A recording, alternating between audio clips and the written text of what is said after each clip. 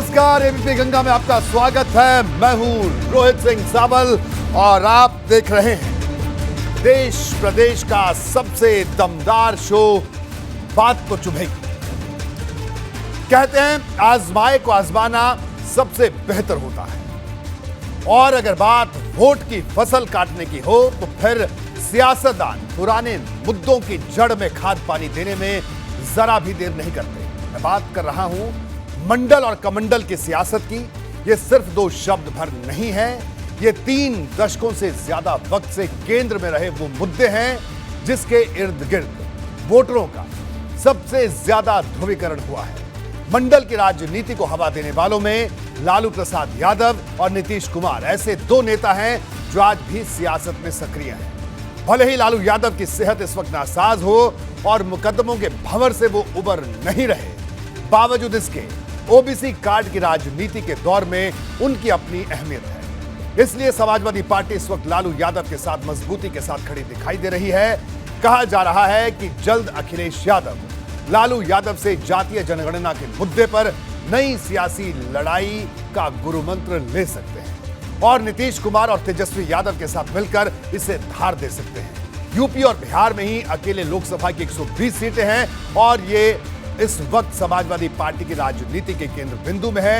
यही नहीं, अखिलेश यादव जल्द कोलकाता पहुंच रहे हैं जहां राष्ट्रीय राजनीति के लिहाज से गठबंधन पर बड़ा ऐलान हो सकता है। इससे पहले आज उनके सुर पहले से बदले दिखाई दिए। आपको आज मैं सियासत के इस मंडल वाले फॉर्मूले के साथ ही कमंडल वाली तैयारी की भी दिखाऊंगा जो भाजपा विरोधियों को चुभने वाली है। अब काशी और मथुरा को लेकर योगी सरकार ने बहुत बड़े प्लान का काम शुरू कर दिया है जिसका वास्ता राम राज्य के दावे को जमीन पर उतारने से है। आज मैं आपको इसकी भी हर खास बात बताऊंगा। बने रहिए मेरे साथ और देखते रहिए बात तो चुभेगी।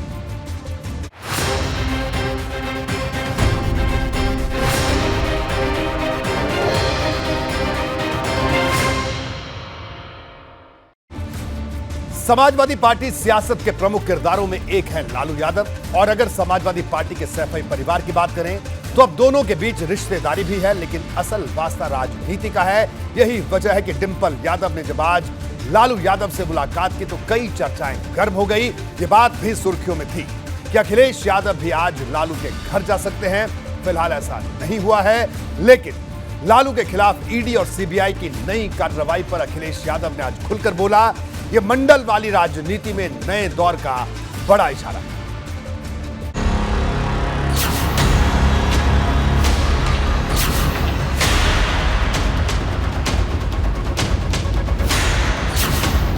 दो 2024 के चक्रव्यूह पर सपा का मुलायम दांव।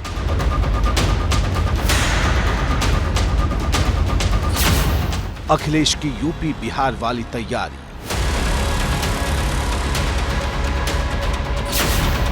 गंगा के मैदान में लाल खेला की बारी।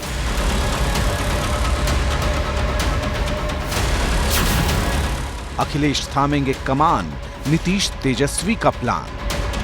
गठबंधन आज नहीं होगा, गठबंधन बाद में होगा जब चुनाव होगा। गठबंधन जब समय होगा तब होगा। सही बात यह है कि जनता ने सबको कर दिया खारिज। सबसे बेहतरीन काम करने का कोई काम कर सकता है तो भारतीय जनता पार्टी कर सकती है। मंडल फॉर्मूले से भाजपा की घेराबंदी।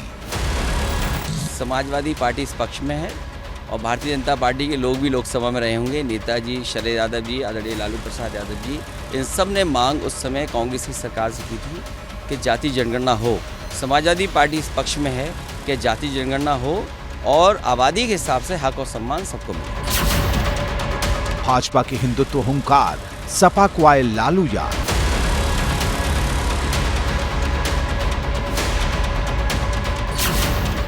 घटेगी नई चुनावी घटना, सेंटर बनेगा लखनऊ और पटना। कोलकाता से आएगा नया संदेश, शुरू हुई नई रेस। अखिलेश का लालू कार्ड, सपा का कैप्टन प्लान। बात तो चुभेगी। अखिलेश यादव ने 2024 के लिए अपनी लाइन तय कर ली है कि वो जाति के मुद्दे पर ही टिके रहेंगे और भाजपा को इसी मुद्दे पर लाने की कोशिश करते रहेंगे। आज दिल्ली से भी अखिलेश यादव ने इसका साफ संदेश दिया, क्योंकि अखिलेश की जुबान पर कभी मुलायम का नाम आता है तो कभी शरद यादव का, और अब लालू की चर्चा भी है। ये दिल्ली की राजनीति में बड़ा खेला करने का इशारा है, जिसके लिए अखिलेश बंगाल कूच करने वाले हैं।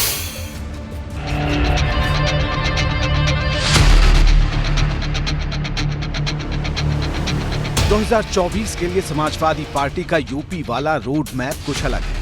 पहले हिंदुत्व की पिच पर भाजपा के तूफानी बल्लेबाजी पर तंज किया, फिर अखिलेश यादव ने गठबंधन पर नया इशारा दे डाला। गठबंधन आज नहीं होगा, गठबंधन बाद में होगा जब चुनाव होगा। अभी सवाल यह है कि देश के प्रधानमंत्री जी ने कहा कि जो खुला जानवर घूम रहा है उसके लिए कोई योजना बनाई जाएगी। तो ये सवाल बड़े हैं। गठबंधन जब समय होगा तब होगा।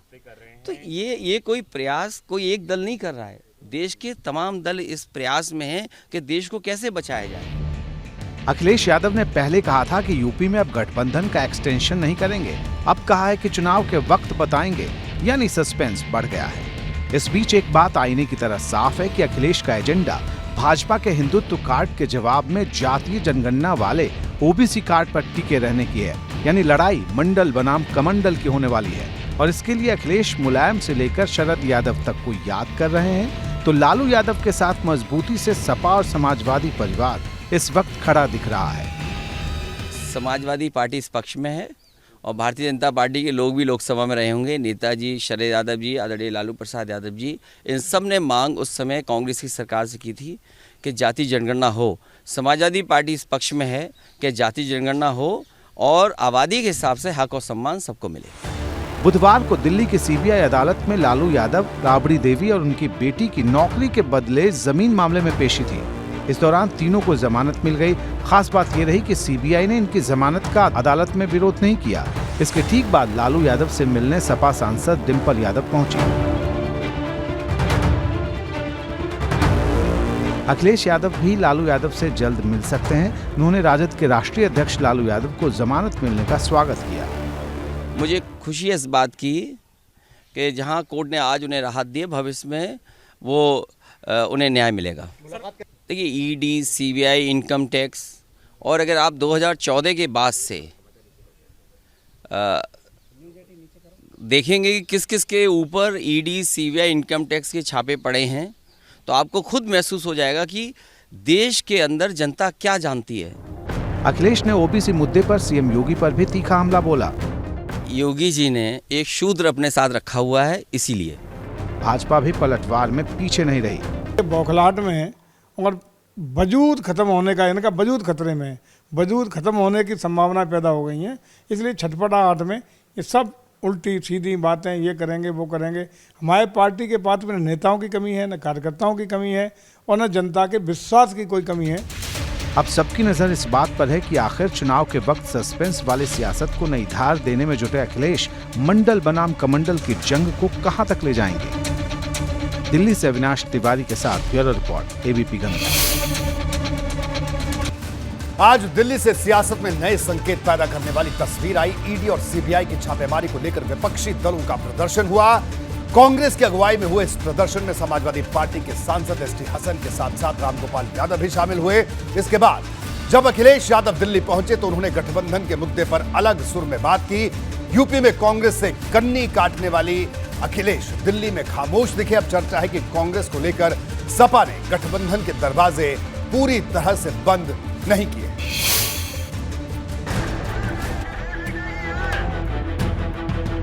दिल्ली में संग्राम छिड़ा है। ईडी पर लाल 16 विपक्षी दलों ने प्रवर्तन निदेशालय के दफ्तर की तरफ संसद से मार्च किया, लेकिन इन्हें रोक दिया गया। 25 मिनट तक आगे बढ़ता दिखने वाला मार्च विजय चौक पर ही रोक दिया गया। यहाँ से ईडी दफ्तर की दूरी 2.5 किलोमीटर की थी, जिसे नापने के लिए ये तमाम विपक्षी दल उतावले नजर आ रहे थे। यहाँ पर लोग हैं, हम कम से कम 2000 लोग पुलिस, तो हमारी आवाज को दबाना चाहते हैं और हम हमारे और बात तो बाहर ये करते हैं डेमोक्रेसी की, और अगर कोई यहाँ पर डेमोक्रेसी ठीक तरीके से नहीं चल रहा है। भाजपा सरकार के खिलाफ यहाँ जमकर नारेबाजी हो रही थी। अडानी से मिलीभगत के आरोप लगाए जा रहे थे। केंद्र सरकार को संसद के अंदर घेर रही विपक्षी पार्टियां आज सड़क पर आ गई है। आप तस्वीरें देख सकते हैं, संसद भवन के अंदर से मार्च करके तमाम सारे विपक्षी नेता पहुंचे हैं विजय चौक पे, जहां पे इस विपक्षी नेताओं को मार्च करना था ईडी दफ्तर तक, क्योंकि केंद्र सरकार की जो ईडी और सीबीआई की छापेमारी है लगातार विपक्षी नेताओं के ऊपर, इसको लेकर के तमाम सारे विपक्षी नेता लगातार इस बात को दोहरा रहे हैं कि केंद्र सरकार ईडी और सीबीआई का दुरुपयोग कर रही है। 200 सांसद ईडी की तरफ पैदल मार्च कर रहे थे, मेमोरेंडम देने के लिए रोक दिया गया बलपूर्वक। हम लोगों ने, हमारे नेता विरोधी दल ने कहा कि हमको 2 आदमी 4 आदमी एक कार में बैठा लो, लेके चलो। थोड़ी देर बाद कहते साहब ईडी आपसे मिलना नहीं चाहती। तो अब आप बताइए, अगर नेता विरोधी दल और विरोधी दल के नेताओं से ईडी नहीं मिलना चाहती तो इसके अलावा हम कैसे अपने बात रखें? आगे हम लगातार आवाज उठाएंगे। हम लगातार पहले दिन से पूछ रहे हैं कि गरीब जनता का पैसा मोदी जी ने अपने उद्योगपति दोस्तों को क्यों दिया। यही सदाएं गूंज रही हैं संसद के गलियारों से। आओ मिलकर देश बचाओ मोदी जी के यारों से। इस मार्च में समाजवादी पार्टी के नेता रामगोपाल यादव भी शामिल थे। इससे पहले विपक्षी दलों की बैठक में 16 दलों ने हिस्सा लिया। ये बैठक कांग्रेस अध्यक्ष ने बुलाई थी, लेकिन इस बैठक के बाद ईडी दफ्तर की तरफ निकाले गए इस मार्च में 2 विपक्षी दलों की गैर मौजूदगी की हर तरफ चर्चा थी। इनमें एक पार्टी थी टीएमसी तो दूसरी एनसीपी, यानी ममता बनर्जी और शरद पवार जैसे दिग्गजों की पार्टियों ने विपक्ष के ईडी के विरोध में निकाले गए मार्च से दूरी बना ली। अब इसके कई संकेत हैं। ममता बनर्जी की पार्टी के सांसदों ने संसद में सरकार के खिलाफ गांधी प्रतिमा के सामने प्रदर्शन किया। टीएमसी का आरोप था कि सीपीएम और कांग्रेस पश्चिम बंगाल में भाजपा से मिले हुए हैं, इसलिए वो कांग्रेस की अगुवाई वाले मोर्चे में शामिल नहीं हुई। अब यहाँ से नई सियासत के संकेत भी सामने आते हैं। इस सियासत का एक वास्ता समाजवादी पार्टी से भी जुड़ता है, जिसके अध्यक्ष अखिलेश यादव जल्द कोलकाता पहुंचने वाले हैं, जहां होने वाली है पार्टी की राष्ट्रीय कार्यकारिणी की बैठक। और इस दौरान उनकी पश्चिम बंगाल के सीएम और टीएमसी प्रमुख ममता बनर्जी से भी मुलाकात होनी है। और इस दौरान विपक्षी दलों की 2024 वाली रणनीति का बड़ा ट्रेलर सामने आ सकता है। शाम 5 बजे 17 तारीख को अखिलेश यादव और ममता बनर्जी की इस बैठक में कई बिंदुओं पर चर्चा होने वाली है। पहला ये कि किस तरह से बीजेपी को लोकसभा में परास्त किया जा सके, क्या कांग्रेस के साथ आना होगा या उससे दूरी रखी जाएगी, और उसके साथ साथ उत्तर प्रदेश और बाकी सारे राज्यों में किस पार्टी के साथ एक मंच पर ये दोनों नजर आएंगे। अब तक दोनों में दूरियां रही हैं, बातचीत लगातार होती रही है, लेकिन राजनीतिक बिंदुओं की अगर बात करें तो अभी भी ऐसे कई सारे मतभेद हैं जिन्हें एक मंच पर लाना होगा। यूपी में लोकसभा चुनाव का सबसे बड़ा संग्राम होने वाला है। यहाँ की 80 सीटों पर लड़ाई है, लेकिन अगर इसके साथ बिहार की 40 और पश्चिम बंगाल की 42 लोकसभा सीटों को जोड़ दें तो तादाद 162 तक पहुँच जाती है। और अखिलेश का मिशन इन तमाम सीटों पर भाजपा को चुनौती देने का है। लोकसभा चुनाव हम लोग का पास बहुत अहम चुनाव है। हम लोग का एक ही सूत्री कार्यक्रम है, हम लोग देश से भाजपा को हटाना चाहते हैं। तो देश के जो भाजपा में हम लोग हटाएंगे, हम लोग को पहले उत्तर प्रदेश में हम लोग को ज़्यादा सीट लेके आना, इसलिए ये रणनीति हम लोग तैयार करेंगे जो उत्तर प्रदेश से ज़्यादा सीट कैसा हम लोग लेके आएंगे। और अलग अलग जगह में हम लोग कुछ लीडर के साथ बात भी कर रहे हैं, बात भी करूँगा। यहाँ ममता जी के साथ भी बात करूँगा 2024 चुनाव के लिए। ये सच है कि सपा कांग्रेस की तरफ से बुलाई जा रही विपक्षी दलों की बैठक में अब तक लगातार शरीक हो रही है, लेकिन ये भी उतना ही बड़ा सच है कि अखिलेश के मन में कांग्रेस की अगुवाई वाले किसी मोर्चे में शामिल होने को लेकर हिचक दिखती है। गठबंधन की तस्वीर भी साफ नहीं। ऐसे में अगले कुछ दिनों में राजनीति का रणनीतिक चक्का तेजी से घूम सकता है, जो दिल्ली में विपक्षी एकता के इस ट्रेलर से कुछ अलग होगा। एबीपी गंगा के लिए कोलकाता से मनोज लोईवाल के साथ दिल्ली से अविनाश तिवारी। एबीपी गंगा ने कोलकाता में भी नजरें जमा रखी हैं, जहां समाजवादी पार्टी की राष्ट्रीय कार्यकारिणी के लिए मुद्दों की बिसात बिछाई जा रही है। और इसमें सबसे आगे है पार्टी के दिग्गज नेता किरणमय नंदा। हमारी संवाददाता मनोज्ञा लोईवाल ने कोलकाता में सपा के एजेंडे पर खास नजर डाली। उन्होंने किरणमय नंदा से पूछा कि आखिर कोलकाता में दीदी यानी ममता बनर्जी और अखिलेश यादव की मीटिंग में कौन सी सियासी खिचड़ी पकने वाली है। समाजवादी पार्टी के राष्ट्रीय अध्यक्ष और सुप्रीमो अखिलेश यादव पश्चिम बंगाल के 3 दिवसीय दौरे पर होंगे। इस दौरान राष्ट्रीय कार्यकारिणी की बैठक होगी समाजवादी पार्टी की कोलकाता में, जो कि पिछली बार सन 2022 में हुई थी। लेकिन उससे भी ज्यादा महत्वपूर्ण एक और बैठक होगी, जो कि पश्चिम बंगाल की मुख्यमंत्री ममता बनर्जी के साथ अखिलेश यादव की होगी, यहीं कालीघाट में उनके निवास स्थान पर। हम लोग का साथ एक ही चिंता, एक ही भावना, एक ही मतादर्श, जो एक ही कार्यक्रम है, जो हम लोग का सब साथ है, अखिलेश जी का साथ है, हम लोग सब एक साथ में मिल के एक माहौल तैयार करेंगे सारा हिंदुस्तान में। इसलिए ममता जी का साथ का मुलाकात राष्ट्रीय अध्यक्ष अखिलेश जी का साथ बहुत महत्वपूर्ण है। और ममता जी भी ये जानते हैं, हम लोग ममता जी का आभारी हूँ। और 17 तारीख 5 बजे हम लोग को टाइम दिया। और यूपी में जो विधानसभा चुनाव हुआ था 2022 में, ममता जी हम लोग आमंत्रित किया था, ममता जी वहाँ पर गए थे, लखनऊ में, बनारस में भाषण भी दिया, कार्यकर्ता का उत्साहित किया। हम लोग एक कभी नहीं भूलूंगा। अभी जमीनी स्तर पर आप जब प्रपोजल्स आएंगे उनमें क्या क्या कंसिडरेशन होगा? क्या इकोनॉमिकल प्रपोजल्स होंगे, पॉलिटिकल होंगे, क्या क्या सब डिस्कशन में? देखिए, जो पॉलिटिकल रिजोल्यूशन, इकोनॉमिकल रिजोल्यूशन, ये हम लोग का प्रमुख महासचिव राम गोयल जी तैयार कर रहे हैं। अब तक दोनों में दूरियां रही हैं, बातचीत लगातार होती रही है, लेकिन राजनीतिक बिंदुओं की अगर बात करें तो अभी भी ऐसे कई सारे मतभेद हैं जिन्हें एक मंच पर लाना होगा। दिलचस्प ये है कि उत्तर प्रदेश के चुनाव के दौरान मुख्यमंत्री ममता बनर्जी ने अखिलेश यादव के लिए कैंपेन किया था, तो वहीं समाजवादी पार्टी की सांसद जया बच्चन ने पश्चिम बंगाल में 2021 के विधानसभा चुनाव में कैंपेन किया था। लेकिन क्या ये सारे समीकरण 2024 में एक साथ आएंगे, इसका जल्द ही फैसला होना मुश्किल है, लेकिन विचार विमर्श जरूर जारी है। कैमरा पर्सन सूरज पांडे के साथ मनोज्ञा लोईवाल, कोलकाता। अब देख रहे थे कोलकाता से हमारी ये खास रिपोर्ट। आगे बढ़ते हैं। अखिलेश यादव ने अपने गठबंधन वाले रुख पर आज जिस तरह चौंकाया, कुछ ऐसी ही रणनीति आगे भी दिखाई जा सकती है। अब आपको बताते हैं कि क्या है अखिलेश यादव का हैरान करने वाला दांव। मध्यम मार्ग की तरफ बढ़ते दिख रहे हैं अखिलेश यादव। गठबंधन का एक्सटेंशन ना करने का रुख बदला, गठबंधन प्लान को चुनाव तक टालने का बड़ा दांव। अखिलेश यादव से अलग दिखी थी जयंत चौधरी की राय, अब सपा अध्यक्ष ने नरम रुख का इशारा कर दिया। कोलकाता पहुंचने से पहले गठबंधन पर बड़ा बयान। यह बयान अमेठी में दिए गए बयान से अलग है। कोलकाता से आ सकता है नया संदेश, यह भी उम्मीद की जा सकती है। बात मायावती की, जिन्होंने कांशीराम की जयंती पर नया प्रण लिया। पार्टी दफ्तर पर आयोजित कार्यक्रम में मायावती ने संगठन में जान फूंकने की कोशिश की। बसपा सुप्रीमो ने पार्टी कार्यकर्ताओं को चुनाव वाला संदेश तो दिया ही, साथ ही अखिलेश यादव पर चुभने वाला पलटवार भी कर दिया। दरअसल कुछ दिन पहले अखिलेश यादव ने बसपा को भाजपा की बी टीम बताया था। आज इसके जवाब में मायावती ने सपा को ही भाजपा की बी टीम बता डाला।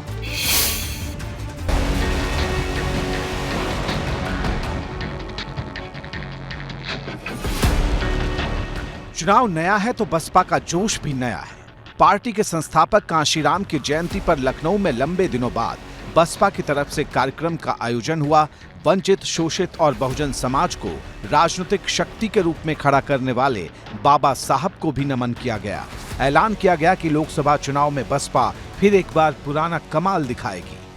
जो संविधान में बाबा साहब ने जो अधिकार दिया है और जो माननीय कांशीराम जी की जो सोच रही है, उस सोच के अनुरूप अभी भी माननीय बहन जी उन चीज़ों को धरती पे नहीं, मतलब ग्राउंड पे और उन समाज में दबे कुचले लोगों तक नहीं पहुंच पा रही है। इसके लिए वास्तव में सत्ता की चाबी होनी चाहिए। जब तक सत्ता की चाबी हमारे पास नहीं होगी, और एक बार यह देखने को मिलेगा जब भी अभी उत्तर प्रदेश में, तब देखिए बहन जी जब भी मुख्यमंत्री रही हैं, किस तरह से लोगों में अमन चैन था। उत्तर प्रदेश क्राइम के मामले में 34वें नंबर पर था 2009 से लेकर 11 तक। ऐसी सब तमाम चीज़ें हैं। इस बात में कोई शक नहीं कि मायावती की अगुवाई में बसपा ने कामयाबी की नई ऊंचाई छुई। लेकिन सच ये भी है कि मौजूदा वक्त में बसपा न सिर्फ जनाधार के संकट से गुजर रही, बल्कि पुरानी पहचान का भी एक बड़ा संकट सामने आ चुका है। मायावती ने ट्वीट किया, परम पूज्य डॉक्टर भीमराव अंबेडकर के कारवां को आगे बढ़ाने वाले बहुजन नायक श्री कांशीराम जी व उनके समाज की उपेक्षा, तिरस्कार व षड्यंत्र का क्रम विरोधियों द्वारा आज भी लगातार जारी है, जिसका उचित जवाब चुनावी सफलता और सत्ता की मास्टर चाबी प्राप्त करके देते रहना जरूरी। यानी मायावती ने न तो हार मानी है और न ही मैदान छोड़ना चाहती हैं। यही वजह है कि लोकसभा चुनाव को लेकर उन्होंने अकेले दम पर ही लड़ाई लड़ने का फैसला किया है। लेकिन उनके इस फैसले पर सियासत भी जबरदस्त है, क्योंकि एक तरफ जहां कांग्रेस बसपा की सोच पर सवाल उठाती है, तो अखिलेश बार बार मायावती को भाजपा की बी टीम का हिस्सा बताते हैं। उस B team Bahujan Samaj party के प्रत्याशी कहां से तय होते हैं? देखो, ये जो भी कुछ कार्यकर्ता ने कहा या जिस जनता ने कहा, ये वो है, वो समझदार है, वो जानता है बहुजन समाज पार्टी के प्रत्याशी भारतीय जनता पार्टी के कार्यालय से तय होते हैं। वो जीतने के लिए तय नहीं होते हैं, वो इसलिए तय होते हैं कि समाजवादी पार्टी आगे न बढ़ जाए। अखिलेश ने बसपा पर बी टीम वाला हमला बोला तो पलटवार में मायावती ने भी देरी नहीं की। मायावती ने अखिलेश को ही भाजपा के इशारे पर काम करने वाला नेता बता दिया। उन्होंने कहा, सपा द्वारा विद्वेषपूर्ण आरोप लगा देने से काम नहीं चलेगा, बल्कि यूपी और देश भी देख रहा है कि कौन किसकी बी टीम रही है और अभी भी उसी रूप में सक्रिय है। सपा तो भारतीय जनता पार्टी के प्रो में काम कर रही है। वहाँ से स्क्रिप्ट लिखा जाता है और समाजवादी पार्टी के नेता पढ़ते हैं, उनको बताया जाता है कि आप अब तेलंगाना जाइए, अब बंगाल जाइए। तो वो काम भारतीय जनता पार्टी के लिए कर रहे हैं, न कि अपने समाजवादी पार्टी के लिए कर रहे हैं। बंगाल में समाजवादी पार्टी का क्या है, लेकिन वो बंगाल में जा रहे हैं, वहाँ के सीआर साहब के जन्मदिन में जा रहे हैं। तो ये एक सोची समझी रणनीति है जो भारतीय जनता पार्टी उनको लिख करके उनसे क्रियान्वयन करा रही है। नगर निगम चुनाव से पहले बसपा पूरे एक्शन में आ चुकी है ताकि लोकसभा चुनाव की जमीन तैयार की जा सके। सपा हो या बसपा, दोनों का लक्ष्य एक दूसरे के वोटर को तोड़ने का है ताकि खुद के कंधे मजबूत किए जा सकें। Bureau report, ABP Ganga.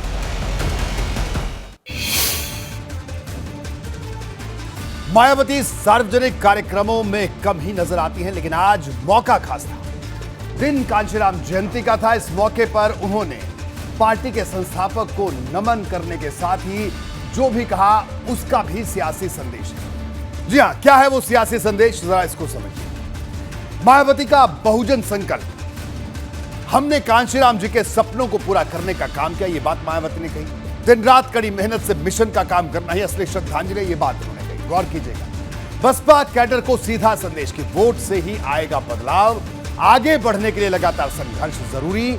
Sapa पर सीधा निशाना साधा, बताया भाजपा की बी टीम। देश जानता है कि कौन किसकी बी टीम है। सपा, भाजपा और कांग्रेस घोर जातिवादी पार्टियां, ये बात मायावती ने कही। ना कोई कम है ना कोई ज्यादा। पार्टी का नया नारा, कर्ज मुक्त किसान सबसे बड़ा सम्मान, ये नारा दिया मायावती ने। छोटे मझोले किसानों को कर्ज मुक्त करे सरकार।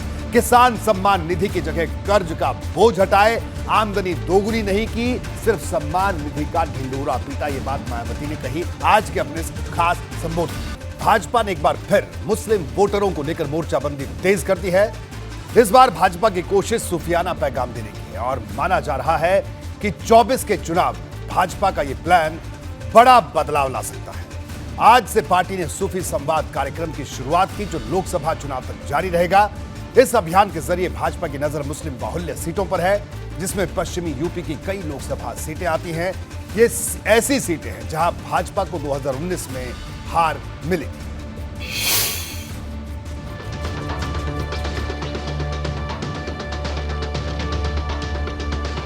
चौबीस का चुनाव नजदीक आ रहा और मुस्लिम वोटों को लेकर देश की सियासत फिर से गरमाने लगी है। भाजपा ने पहले पसमानदा वोटर को अपने साथ जोड़ने की बड़ी मुहिम चलाई और अब सूफी संवाद कार्यक्रम के जरिए मुस्लिमों के बीच संदेश देने की तैयारी है। भाजपा के केंद्रीय कार्यालय में पहला सूफी संवाद कार्यक्रम आयोजित हुआ। इसमें करीब 150 सूफी संत, ख्वाजा और मुस्लिम धर्मगुरु शामिल हुए। सभी को हरे रंग की पगड़ी बांधी गई और पीएम मोदी के हाथों को मजबूत करने का हुआ ऐलान। जिस प्रकार से सूफीज्म खत्म होता जा रहा है, जिस प्रकार से सूफीज्म कमजोर होता जा रहा है, इसी से देश में जो तोड़ने में ताकतें हैं वो कामयाब हो रही हैं। देश में दहशतगर्दी, आतंकवाद, इसको बढ़ावा मिल रहा है। अगर देश में दहशतगर्दी, आतंकवाद को कंट्रोल करना है तो सूफीज्म को बड़ा करना पड़ेगा। तो प्रधानमंत्री जी हमेशा सूफीज्म की बात करते हैं, हमेशा सूफी जोड़ने की बात करते हैं।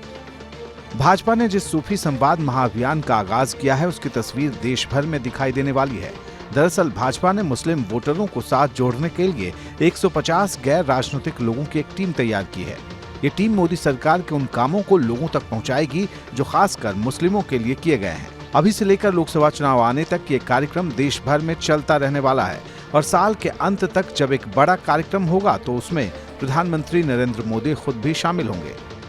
देश भर में ये टीम जाएगी और सूफी विचारधारा के लोगों को साथ जोड़ेगी, उनके साथ बैठेगी, उनके साथ संवाद करेगी, उनकी समस्याओं को समझेगी। और जो सूफीज्म है, जो सबको साथ लेकर चलने की बात करता है, जो अमन की बात करता है, जो भाईचारे की बात करता है, जो प्रेम की बात करता है, जो वसुधैव कुटुंबकम की बात करता है, उसको हम नीचे जमीन तक नए जनरेशन तक पहुंचाने का काम करेंगे। अल्पसंख्यक मोर्चा पूरे भारत में एक सूफी संवाद बैठक का आयोजन आने वाले समय में करने जा रहा है। उसका आगाज आज हमने राष्ट्रीय कार्यालय से शुरुआत करी है। हमने तमाम जो राज्य हैं वहाँ के इस अभियान के तहत जो हमने प्रकल्प तैयार किया है उसमें जो संयोजक हैं, सह संयोजक हैं, उनको हमने यहाँ बुलाया है। सूफी संवाद महाअभियान का मुख्य फोकस मुस्लिम बहुल इलाकों में रहेगा। ऐसी लोकसभा सीटों पर जहां मुस्लिमों की आबादी 20% से ज्यादा है, वहां इस कार्यक्रम को प्रमुखता से आयोजित किया जाएगा। उत्तर प्रदेश, केरल, बिहार, पश्चिम बंगाल समेत कई राज्यों में कार्यक्रम होंगे। पश्चिमी यूपी पर खास तौर पर फोकस किया जा रहा है। सहारनपुर, मेरठ, रामपुर जैसी लोकसभा सीटों पर प्लानिंग तैयार हो रही। पूर्वांचल में आजमगढ़ के अलावा कुछ और सीटों पर भी अभियान चलेगा। हम जनता के बीच में रह के, जनता से जुड़ के समाज के विकास के लिए काम करते हैं। भारतीय जनता पार्टी समाज के अंतिम पायदान पर खड़ा व्यक्ति उसके तरक्की के लिए काम करती है और निश्चित तौर पे जिस तरीके से हमारे महिला सशक्तिकरण के लिए, हमारे नौजवानों को आगे बढ़ाने के लिए, हमारे अल्पसंख्यक समाज को आगे बढ़ाने के लिए, हमारे पसमानदा समाज के अपलिफ्टमेंट के लिए हमारी सरकार ने काम किया है। आज विश्वास इस काम से हमारे सरकार के प्रति है आम जनमानस में। भाजपा का सीधा लक्ष्य मुस्लिम वोट हासिल करना है, जिसे सूफी के खांचे में ढाला जा रहा है। पीएम मोदी ने भाजपा की तेलंगाना कार्य समिति में ही संदेश दे दिया था कि अल्पसंख्यक समुदाय तक पहुंच स्थापित करना बेहद जरूरी है। उनके आग्रह के बाद पार्टी ने पहले पसमानदा सम्मेलन की शुरुआत की और अब सूफी संवाद महाअभियान का आगाज किया गया है। दरअसल भाजपा का मानना है कि 2024 और 2019 के मुकाबले बड़ी जीत के लिए मुस्लिम समुदाय का समर्थन पार्टी हासिल कर सकती है। यही वजह है कि इस बार मुस्लिम वोटों पर पूरी ताकत लगाई जा रही है। Bureau report, ABP Ganga. पश्चिमी यूपी के लिहाज से भाजपा के मुसलमानों के नाम पर सूफियाना पैगाम की क्या अहमियत है, अब मैं आपको इसके बारे में जल्दी से बता देता हूं कि आखिरकार क्या इस बात की के पीछे की वजह क्या है। ये जो पूरा का पूरा अभियान चलाया जा रहा है, जी आप इसको समझिए। पश्चिमी यूपी में मुस्लिमों की आबादी 27% के करीब है। पश्चिमी उत्तर प्रदेश की कई सीटों पर मुस्लिम वोटर बेहद अहम है। 2019 में पश्चिमी उत्तर प्रदेश की 7 सीटें भारतीय जनता पार्टी हारी थी। सहारनपुर, बिजनौर, नगीना, अमरोहा में बसपा जीती थी। अगर 14 की बात करें तो 14 में बीजेपी के पास ये सीटें थी। मुरादाबाद, रामपुर, संभल में भी सपा की जीत हुई थी। हालांकि ये सीट 14 में बीजेपी के पास थी। मुरादाबाद मंडल की सीटों पर भाजपा ने फोकस बढ़ाया है। विधानसभा चुनाव में लगे झटके से भाजपा सतर्क हुई है। विधानसभा चुनाव में भाजपा को पश्चिमी यूपी में 16 सीट का नुकसान हुआ। मुस्लिम मोर्चे पर कोई कमी नहीं छोड़ना चाहती भारतीय जनता पार्टी। सपा राष्ट्रीय लोकदल के मुस्लिम जाट समीकरण को चुनौती देने की तैयारी है। रामपुर आजमगढ़ से आगे बढ़कर नई कामयाबी की इबारत लिखने की तैयारी भारतीय जनता पार्टी कर रही है इस सूफियाना सम्मेलन के जरिए, जो आज दिल्ली में भारतीय जनता पार्टी के राष्ट्रीय कार्यालय में था, जिसमें हमने आपको दिखाया कि किस तरह से हरी पगड़ी पहनकर तमाम जिसमें शिरकत करने लोग आए थे उनको वहां पर बैठाया गया, उनसे बातचीत की गई। लोकसभा चुनाव से 1 साल पहले ही भाजपा पूरी तरह से चुनावी मोड में है। कई महीने पहले ही यूपी में क्लीन स्वीप का टारगेट भी सेट किया जा चुका है, लेकिन इस वक्त जमीन पर एक ऐसा मुद्दा है जो भाजपा के गले की फांस बन सकता है, और वो मुद्दा है आवारा पशुओं का। समाजवादी पार्टी से लगातार हमलावर रही है। बजट सत्र के दौरान विधानसभा में भी इस मुद्दे पर सवाल हुआ था, लेकिन भाजपा ने अब इसे सबसे बड़े मुद्दे से निपटने की तैयारी शुरू कर दी।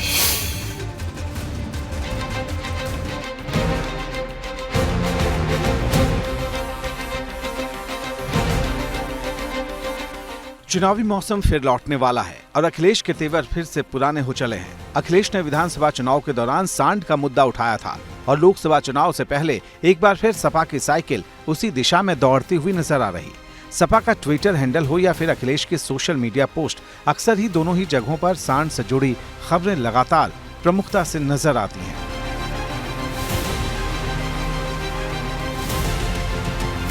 हाल ही में जब बजट सत्र चल रहा था, तब भी समाजवादी पार्टी के विधायकों ने सदन में आवारा जानवरों को लेकर सवाल पूछा था। दरअसल किसानों की फसल को होने वाला नुकसान हो या फिर रोड पर लगातार होते हादसे, दोनों ही मामले में सांड और आवारा पशु बड़ी वजह है। यही वजह है कि सांड के सहारे अखिलेश पुरानी सियासत को नए सांचे में ढाल रहे हैं। लोकसभा चुनाव से पहले बीजेपी सरकार की तैयारी है कि किसानों को ये जो छुट्टा जानवर हैं उनसे राहत दिलाई जाए और इसके लिए एक पूरी कार्य योजना सरकार ने तय की है, जिसके तहत हर एक ज़िले में तकरीबन 25 से 30 एकड़ का जो लैंड बैंक है वो एनजीओ और अलग अलग संस्थाओं के माध्यम से उनका इस्तेमाल किया जाएगा। वहाँ पर 2000 से ज़्यादा जो आवारा पशु हैं उन्हें रखा जाएगा। आवारा पशुओं का मुद्दा विधानसभा चुनाव में जोर शोर से गूंजा था। अखिलेश ने तो यहाँ तक ऐलान कर दिया था कि अगर किसी व्यक्ति की मौत सांड के हमले से होती है तो उसके परिजनों को 5 लाख रुपए का मुआवजा दिया जाएगा। साइकिल से मरने वालों को नहीं 5 लाख, साथ ही साथ जिस वजह से सांड से जिसकी जान गई है उसको भी 5 लाख देने का काम करेंगे। आवारा पशुओं का मुद्दा जितना बड़ा चुनाव से पहले था उतना ही आज भी है। यही वजह है कि योगी सरकार ने भी बड़े फैसले की तरफ कदम बढ़ा दिए हैं और आवारा पशुओं के हमले में होने वाली मौत और घायल होने की स्थिति को लेकर मुआवजे का प्रस्ताव भी तैयार किया है। नीलगाय और सांड की टक्कर से अगर कोई घायल होगा तो उसे मुआवजा दिया जाएगा। 60% से अधिक अपंगता होने पर 2.5 लाख रुपए का मुआवजा दिया जाएगा, जबकि 40 से 60% अपंगता होने पर 74,000 रुपए का मुआवजा दिया जाएगा। वहीं मामूली तौर पर घायलों को 5400 रुपए मिलेंगे, जबकि 1 सप्ताह तक अस्पताल में भर्ती होने पर 16,000 का मुआवजा सरकार देगी। जो निराश्रित गौवंश है उनको आश्रय स्थल पर पहुंचाना और उनके पूरे भोजन, रहने, पानी आदि सभी की व्यवस्था करना हमारे विभाग की प्राथमिकता में है। सर, एक चीज़ आ रही है कि जो सांड के हमले से कोई घायल होगा तो उसे मुआवजा दिया जाएगा, इसको भी आपदा में लिया जाएगा। देखिए, सांड के हमले से कोई घायल हो रहा है, किसान खेत रखाने जा रहा है या सड़क पर है तो उसको आर्थिक सहयोग दिया जाएगा। यूपी में जब विधानसभा चुनाव हो रहे थे तब प्रधानमंत्री मोदी ने खुद आवारा पशुओं की समस्या का जिक्र किया था और जल्द ही उसका समाधान निकालने का वादा भी किया था। अब योगी सरकार पार्ट 2 के 1 साल पूरे होने जा रहे हैं और सपा सरकार को वादे याद दिला रही है। देखिए, बातें बहुत बड़ी बड़ी करते आ रहे हैं। 6 साल हो गए, गौशालाएं बनवाई थी, समस्याएं सुलझा दी। सबसे ज़्यादा गौवंश की मृत्यु इन्हीं गौशालाओं में भूखे मर के हो रही है। बेईमानी और भ्रष्टाचार से जब मुक्ति पाएंगे तब कोई बात आगे चलेगी। मुख्यमंत्री दफ्तर में बैठे बड़े बड़े अधिकारी सीधा क्लीन चिट लोगों से, मैं बार बार कह रहा हूँ, लोगों से पैसा लेते हैं, एक प्रोटेक्शन देते हैं कि इतना पैसा दे के आप पोस्टिंग कराइए और जो चाहें सो करिए। समाजवादी पार्टी के तेवर से साफ है कि लोकसभा चुनाव के दौरान भी आवारा पशुओं का मुद्दा जोर शोर से उठने वाला है। सरकार भी सपा की इस तैयारी से वाकिफ है। ऐसे में बहुत जल्द राज्य सरकार कोई बड़ा फैसला ले सकती है। एबीपी गंगा के लिए लखनऊ से अनुभव शुक्ला की रिपोर्ट। किसानों के लिए आवारा पशु आज भी बड़ा मुद्दा है। यही वजह है कि सरकार इस समस्या पर जल्द बड़ा कदम उठाने वाली है। जी हां, कहीं वोट ना चढ़ जाएं आवारा पशु, इस बात का खतरा भी है। आवारा पशुओं से फसल को बचाने के लिए प्लान तैयार हो रहा है। सभी जिलों में 25 से 30 एकड़ जमीन विकसित की जाएगी। एनजीओ की मदद से आवारा पशुओं को रखने की व्यवस्था होगी। एक जगह करीब 2000 आवारा पशुओं को रखने की योजना है। पीपीपी मॉडल के तहत जमीन विकसित की जाएगी। किसानों को आवारा पशुओं से निजात दिलाने का बड़ा प्लान सरकार ने बनाया है। लोकसभा चुनाव में सरकार कोई रिस्क नहीं लेना चाहती। सपा लगातार आवारा पशुओं के मुद्दे पर सरकार को घेर रही है। चुनाव से पहले तक कई ठोस कदम उठाने की भी तैयारी हो रही है। भाजपा का दावा है कि सबका साथ और सबका विकास का सीधा वास्ता राम राज्य से है। एक तरफ योगी सरकार ने कानून व्यवस्था के मोर्चे पर सख्ती बढ़ाना शुरू कर दी है तो दूसरी तरफ अयोध्या से लेकर काशी तक में विकास के एजेंडे पर काम की रफ्तार बढ़ाने पर जोर दिया है। आज इसको लेकर मुख्यमंत्री योगी ने बड़ी बैठक की। इसमें अयोध्या और काशी के विकास के तमाम प्रोजेक्ट की समीक्षा हुई। इसमें डिप्टी सीएम ब्रजेश पाठक समेत कुल 11 मंत्री शामिल हुए। इसके अलावा मुख्य सचिव, डीजीपी समेत संबंधित विभाग के अपर मुख्य सचिव, प्रमुख सचिव और दूसरे अधिकारी भी मौजूद हैं।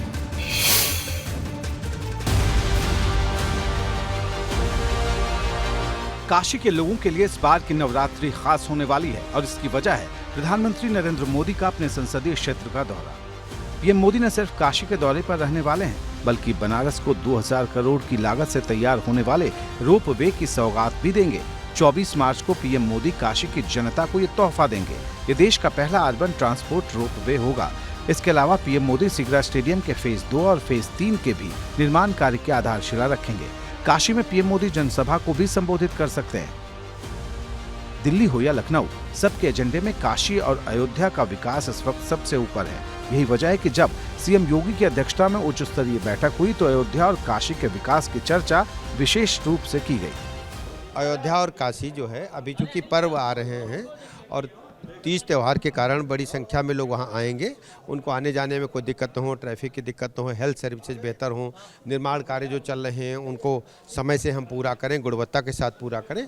इस प्रकार इंफ्रास्ट्रक्चर को और मजबूती देने पर चर्चा हुई। सीएम योगी ने वाराणसी और उसके आसपास के जिलों के लिए भी एकीकृत विकास योजना तैयार करने के निर्देश दिए हैं। इसके अलावा काशी के मणिकर्णिका और हरिश्चंद्र सहित अयोध्या में राम की पैड़ी और नया घाट पर सफाई के सख्त निर्देश दिए हैं। हमारे अयोध्या और वाराणसी प्राधिकरण के संबंध में बैठक को आयोजित किया गया था, जो कि बैठक का मुख्य एजेंडा था। उसी को संबंध में लेकर के माननीय प्रधानमंत्री जी का भी अभी आने वाले समय में वाराणसी का दौरा है, उसको लेकर के बैठक को तैयारियों को लेकर के माननीय मुख्यमंत्री जी के द्वारा सारी व्यवस्थाओं को जायजा लिया गया है। इन्हीं सारी चीज़ों को लेकर के बैठक आयोजित की गई थी। काशी का विकास माननीय मुख्यमंत्री जी से पूछिए और उनका। सर, आप नगर विकास मंत्री हैं, ऊर्जा मंत्री हैं, बड़ी जिम्मेदारी तो आप पर है दोनों। माननीय मुख्यमंत्री जी ने दोनों नगरों के विशेष रूप से विकास की बात की है और बाकी अन्य नगरों सभी विभागों की उन्होंने समीक्षा किया है, व्यापक समीक्षा किया है। काशी हो या अयोध्या, दोनों ही जगहों के विकास पर सीएम योगी हमेशा सख्त दिखते हैं। इस बार जब मीटिंग हुई तो उन तमाम विभागों के मंत्री पहुंचे थे जिनकी जिम्मेदारी इन दोनों पौराणिक शहरों के विकास की है। ट्रांसपोर्ट रोपवे भी करेंगे और उसके साथ मुझे लगता है 2000 करोड़ से ज्यादा की परियोजना का लोकार्पण करने का काम 24 तारीख को आदरणीय प्रधानमंत्री जी करने वाले हैं। देखिए, अयोध्या, काशी और भी बने था, केवल अयोध्या काशी नहीं, और भी विकास से मुद्दे जो काम बहुत प्रोग्रेस पर होना चाहिए, सभी का विकास कार्यों की समीक्षा हुई। पूरे प्रदेश की जो सभी विकास से जुड़े हुए सभी जो विभाग थे उसके सभी अधिकारी मौजूद थे, तो उसको हर काम को तेज़ी लाने के लिए हुआ और अयोध्या और बनारस के लिए जो और कैसे विकास किया जा सकता है, उसके क्षेत्रों को कैसे आगे बढ़ाया जा सकता है। एक साल बाद लोकसभा का चुनाव है और भाजपा जिस तरह से हिंदुत्व के मुद्दे पर आगे आकर सियासी बैटिंग कर रही, उससे साफ है कि ये लड़ाई कहीं न कहीं फिर एक बार इसी पिच पर आने वाली है। लखनऊ से शैलेश अरोड़ा, एबीपी गंगा। अयोध्या और काशी के लिए विकास की गंगा बहाने की टाइमिंग भी खास है और इससे इसके सियासी संदेश को भी समझा जा सकता है। इसको समझना बेहद जरूरी है। जी हाँ, चैत्र नवरात्रि और रामनवमी वाले आदेश के ठीक बाद बड़ी बैठक है। दुर्गा सप्तशी और रामायण के अखंड पाठ के आदेश के बाद एक नया इशारा है। लोकसभा चुनाव से ठीक एक साल पहले पीएम मोदी काशी पहुंच रहे हैं। पीएम मोदी से कल मिले थे सीएम योगी आदित्यनाथ। पीएम मोदी को सीएम ने दिया था राम भक्ति संदेश, उन्हें भक्ति आंदोलन से जुड़ी किताब भी भेंट की थी। अयोध्या काशी को मॉडल के रूप में विकसित करने पर जोर दिया जा रहा है। विकास का नया रिकॉर्ड बनाने की योजना है। राम राज्य को विकास का लगातार बता रहे हैं दूसरा नाम। यही बड़ा संदेश अयोध्या और काशी से मुख्यमंत्री योगी आदित्यनाथ देना चाहते हैं। बात प्रयागराज में हुए उस शूटआउट की जो हर रोज पुलिस के सामने चुनौती का पहाड़ खड़ा कर रहा है, क्योंकि 20 दिन के बाद भी पुलिस 5 मोस्ट वांटेड बदमाशों तक नहीं पहुंच पाई है। हाल ही में इन बदमाशों पर इनाम की राशि को बढ़ाकर 2 गुना कर दिया गया था, लेकिन बदमाश पुलिस से 2 कदम आगे निकले। खबर मिली है कि बमबाज गुड्डू मुस्लिम घटना के बाद मेरठ में छिपा था, लेकिन एसटीएफ के पहुंचने से पहले ही वहां से फरार हो गया। वहीं इस मामले में एक चौंकाने वाला दावा भी सामने आया है, जिसके मुताबिक अतीक ने प्रयागराज के एक प्रभावशाली नेता से फोन पर मदद मांगी।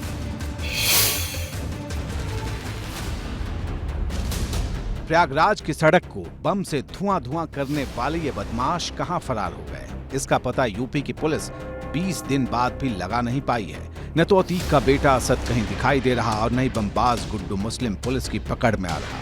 और अब चुभने वाले सवाल खड़े हो रहे तो बचाव में तरह तरह की दलीलें दी जा रही हैं। बड़ा कांड हुआ, आज बड़े कांड के अंदर जिन लोगों ने करवाया वो आधा परिवार भागा हुआ है, आधा परिवार जेल में है, और जिस परिवार ने करवाया उसके 2 जो मुखिया हैं बड़े और छोटे, एक साबरमती जेल से घबरा रहा है यहाँ आने को, एक बरेली जेल में बैठा है वो घबरा रहा है, याचिका लगा रहा है, जो बेगम है वो भाग खड़ी हुई हैं। तो जिसका परिवार भागा तो इकबाल है किस चीज का? कानून व्यवस्था का। अतीक का आधा परिवार तो प्रयागराज के इस वारदात से पहले ही जेल में बंद है। ऐसे में सवाल है कि इस घटना के बाद यूपी पुलिस ने क्या नया किया, क्योंकि खबर आई है कि इस घटना के एक दिन बाद तक शाइस्ता परवीन का फोन ऑन था, लेकिन पुलिस ने लापरवाही बरती और शाइस्ता फरार हो गई। कानून अपने तरीके से काम कर रहा है, जांच एजेंसी कर रही है, सुराग बहुत मिल रहे हैं। उसके आधार पे आप देखेंगे, पहले भी प्रश्न उठाया था, 2 दिन हो गए, 4 दिन हो गए, उसके बाद अरे बड़ी भारी कामयाबी हो गई। मैंने तो आपको भी सुना था, बहुत बड़ी कामयाबी आपने बताया था। तो आज उसको सरकार जो है कानून व्यवस्था को काम करने पुलिस अपना कर रही है, और मुझे पूरी उम्मीद है जो अपराधी हैं उनको सही जो कानून के तहत काम है उनको उस जगह तक की पहुंचाएगी। सभी अपराधियों को जल्द से जल्द गिरफ्त में लेने की बात 20 दिन पुरानी हो चुकी है और हर रोज ये सवाल खड़ा हो रहा कि 15 टीम गठित करने वाली यूपी पुलिस शूट आउट वाले बदमाशों तक कब पहुंचेगी। इस बीच मेरठ से चौंकाने वाला खुलासा हुआ है। खबर है कि बमबाज गुड्डू मुस्लिम घटना के बाद मेरठ में छिपा था और एसटीएफ के पहुंचने से 20 मिनट पहले ही फरार हो गया। बुधवार को एसटीएफ ने मेरठ में अतीक के बहनोई के घर छापेमारी की थी। अब अतीक के एक फोन कॉल से जुड़े बड़े खुलासे की बात करते हैं। जी हां, आखिर क्या है अतीक अहमद की सफेद पोश पुकार, ये मैं आपको बताता हूं। अतीक मामले में प्रयाग का एक नेता भी एसटीएफ के रडार पर है। घटना के बाद नेता के संपर्क में था अतीक अहमद। अतीक के इस नेता से मदद की मांग भी की थी, ये बात भी सामने आ रही है सूत्रों के लिहाज से। फेस टाइम ऐप पर अतीक ने कई बार संपर्क की कोशिश की। फेस टाइम पर बात नहीं होने पर अतीक ने फोन किया। अतीक की आवाज सुनते ही नेता ने फोन काट दिया। एसटीएफ को प्रयागराज से जुड़े 3 प्रभावशाली नेताओं पर शक है। प्रभावशाली नेताओं में से किसी एक को अतीक ने ये कॉल की थी। ये बड़ी जानकारी सूत्रों के लिहाज से इस पूरे मामले में मिल रही है।